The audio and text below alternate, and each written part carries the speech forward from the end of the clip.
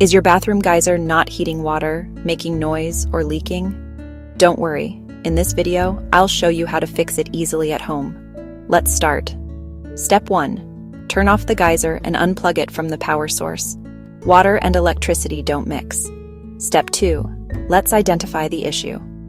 There are 3 common problems in geysers: no heating, water leakage, and unusual noise. For no heating, check the thermostat and heating element with a multimeter. If faulty, replace it. For water leakage, check loose pipe connections. Tighten the inlet and outlet valves.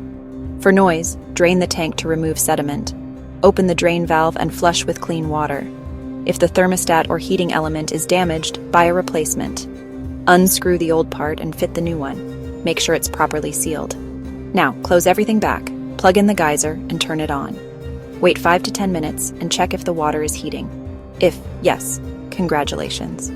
You just repaired your geyser at home. If this helped you, don't forget to like, share, and subscribe.